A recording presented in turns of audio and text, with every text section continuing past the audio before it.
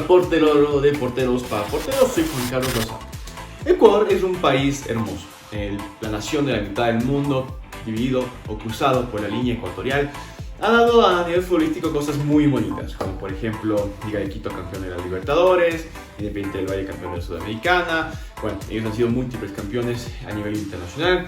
Hemos tenido grandes jugadores como Luis Antonio Valencia, Alberto Spencer, Alex Darío Guinaga, Jan Iván Cavieres, con grandes legados, por así decirlo.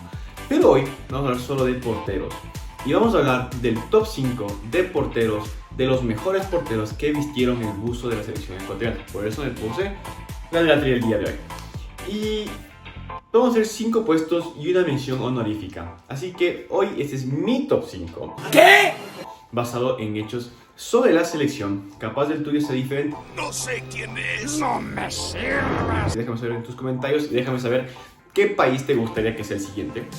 Pero cabe recalcar que somos objetivos. Aquí no nos estamos inventando el agua tibia. ¿Ok? Este es un canal que se especializó en porteros. Esta es la verdad. Que busca ser portero y que a ti, sí, a ti ese que siempre sale en las redes diciendo: ¿y tú qué piensas en tu pobre pensamiento? ¿Qué piensas en tu tonto pensamiento? Nosotros aquí no tenemos un pobre pensamiento, aquí sabemos de fútbol, sabemos de porteros. And you, ¿qué dices? Así que vamos a ver el top 5 porteros de la selección ecuatoriana de fútbol. Iniciamos con el número 5. El número 5 es Marcelo el Polaco Elizaga. Marcelo Elizaga es un portero argentino-ecuatoriano que llegó al fútbol ecuatoriano al Club Sport Emelec, que luego fue a Deportivo Quito. Marcelo Elizaga tuvo temporadones increíbles, atajadas imposibles, un tipo que se ve mucho de artes marciales también, un karateca por así decirlo dentro del arco, y que en ese momento de transición entre José Francisco Ceballos, Cristian Mora y vendrá Domínguez o no vendrá Domínguez, cosas por el estilo, Marcelo Elizaga recibió la carta de naturalización y en ese momento se puso el buzo de la selección ecuatoriana de fútbol. Un portero que realmente tenía excelentes condiciones, que era muy seguro, mucho liderazgo, hablaba muchísimo desde atrás. Marcelo Elizaga tenía reflejos muy buenos y su capacidad de achicar era espectacular. Por ahí a veces le podía costar en el juego aéreo, pero como se puso el buzo de la selección ecuatoriana de fútbol, era de los jugadores con más carácter, inclusive versus los que han nacido en Ecuador. A mi criterio, si tú eres un jugador nacionalizado, tienes exactamente los mismos derechos que cualquier otro ecuatoriano y eres uno más de nosotros. Así que entras en el número 5. Y no olvidemos, obviamente no olvidemos su partido más consagratorio con el buzo de la tri, que fue contra Argentina en el Estadio Olímpico Atahualpa, en el cual le ataja un penal a Carlos Tevez y luego mano a mano a Fernando Gago. Ese partido lo ganó la selección de Ecuador a la Argentina de Maradona, y aunque lastimosamente no pudimos clasificar al Mundial después del robo contra Uruguay, Elizaga dejó un legado bastante interesante en cómo un portero tiene que tener ese liderazgo. Algo que nos ha faltado un poco, o que nos faltó también en su momento, en el arco de la selección. Porteros un poco más tímidos o con un carácter no tan fuerte. La escuadra argentina de fútbol vino mucho a sumar a el arco ecuatoriano y Marcelo Elizaga ocupa el número 5. En el 4 tenemos a Carlos Luis Morales. Apodado Pestañito Morales, uno de los porteros más icónicos, sobre todo de Barcelona Sporting Club, que en paz descanse también.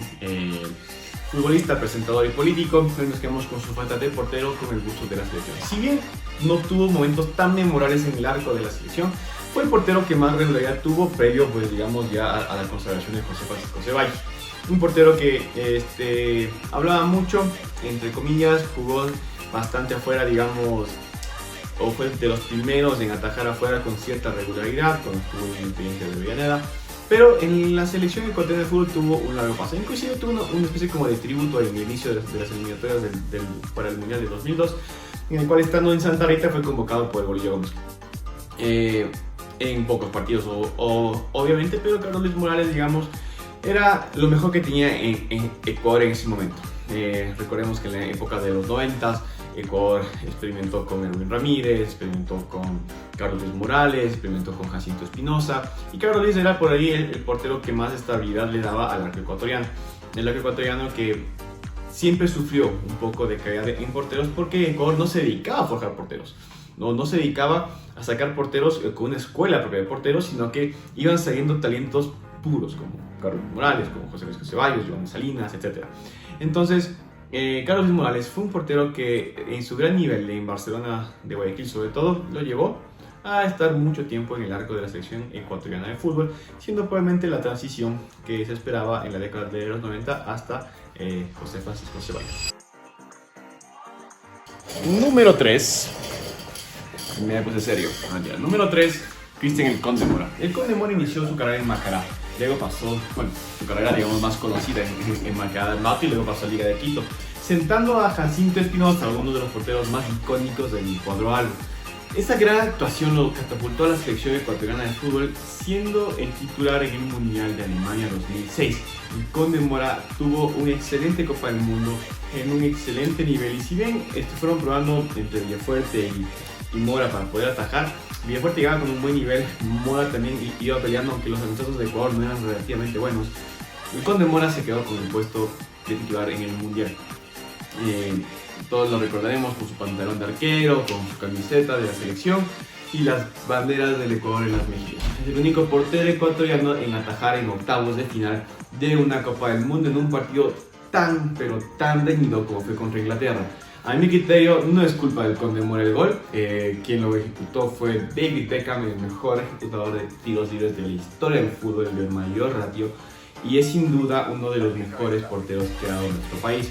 Pasó luego por Nacional, pasó por el fútbol de China por muchos años, se retiró en Cumbayá, o iba fuera de Cumbayá, pero al final del día tuvo que ser sometido a una durísima, muy difícil, muy peligrosa cirugía de la cual prácticamente era muy difícil que salga vivo, y salió con vida. Es un guerrero, es un luchador, un portero que nos dejó con ganas de más porque tuvo problemas que realmente no eran culpa de él.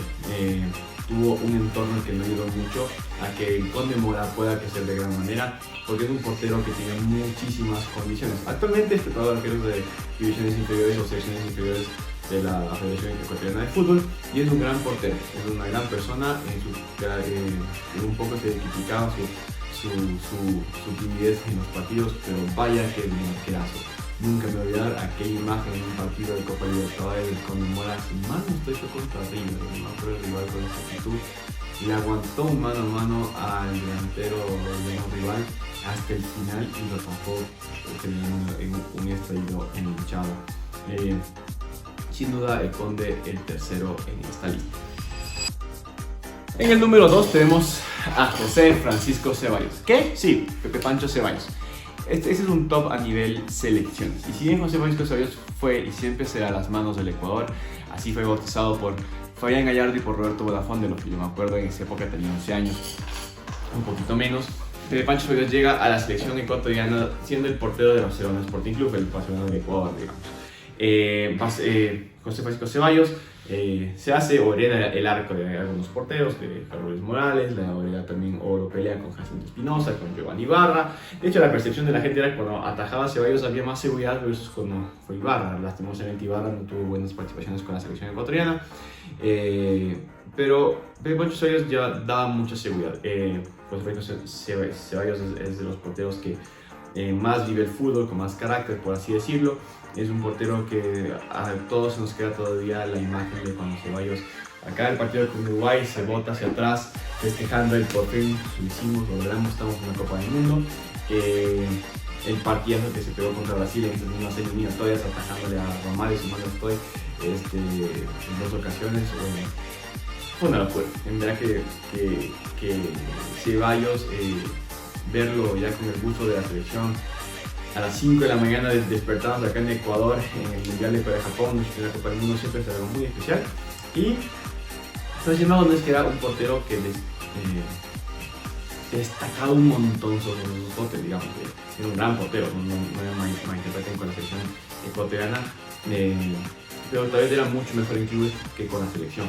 Luego Pepe Pancho, bueno, salió de Barcelona donde fue Estevino, se fue para Soles, mucha gente se pensaba en su retiro. De hecho, en las eliminatorias del 2002, la gente pedía que Aguinaga y Ceballos se separen del equipo porque ya eran viejos. ¿En qué cabeza? Pero bueno, el tema es que Ceballos Siguió su carrera, luego fue a la Sogue, también tuvo un tiempo por 11 Caldas de Colombia, siendo reemplazo de Juan Carlos Henao, y luego terminó en Liga de Quito ganándolo todo, Copa Libertadores, Copa Sudamericana, Recopa Sudamericana también, figurísimo en la Copa Libertadores y en las Copas y en las Recopas Sudamericanas, que de hecho en la segunda le volvieron a poner puestos ante la caída del primer Diego Domínguez, subcampeón del mundo a nivel clubes. A nivel selección, después de el temporadón, digamos, por las campañas con Liga de Quito, Ceballos vuelve a la selección a pelear el puesto a Marcelo Elizaga. Tiene muy la mano, yo creo que es una camada que mereció más, que le lograron en el partido contra Uruguay. Nos hubiera encantado verlo. Tal vez si llegaba a su segundo mundial, este top sería diferente. Pero bueno, José Francisco Ceballos, en las manos del Ecuador, el Pepe Pancho, está en el número 2.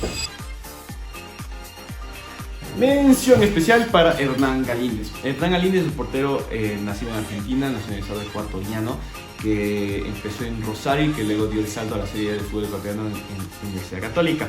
Ahí fue generando mucho trabajo y a punto de pulso, digamos, se hizo ecuatoriano y llegó a la selección ecuatoriana de fútbol. Una selección que necesitaba mucho liderazgo y mucha calma, ya que era un recambio en el cual la gente joven necesitaba una guía. Tú ves las imágenes de Hernán Galíndez con los chicos que le pasaban las cadenas, apoyando, ubicándoles, dando una mano al profesor Alfaro. Se lo probó en la Copa América y se quedó con el puesto. Luego en eliminatorias también, ante la expulsión de Alexander Domínguez contra Brasil, entró y la descosió. Un portero que alternó mucho con Dida y que al final del día terminó atajando en una Copa del Mundo que algunos porteros en este top no lograron hacerlo. A Hernán Galíndez sí lo hizo en los 3 partidos y yo creo que dio mucha seguridad al arco de la selección. Por eso es una mención honorífica a Hernán el Burro Galíndez.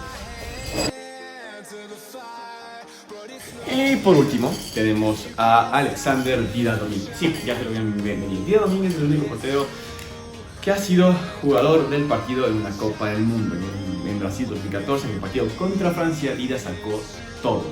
Ha sido un portero que ha sido muy halagado inclusive en Copa América. Es el único portero que el mismo Edison Cavani destacó mucho en la Copa América cuando Domínguez sacó todo ante los goles de Arturo Mina y el Choco Quinteros, un portero que siempre ha sido determinante, ¿no? Lo veremos en las últimas eliminatorias.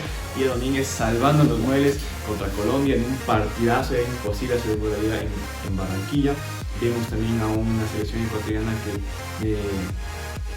joven que trajo mucha experiencia en uno de los capitanes junto con el Valencia, un portero de muchísimas trayectorias, 2 Copas del Mundo, una como titular, la otra como suplente de Hernán Galíndez.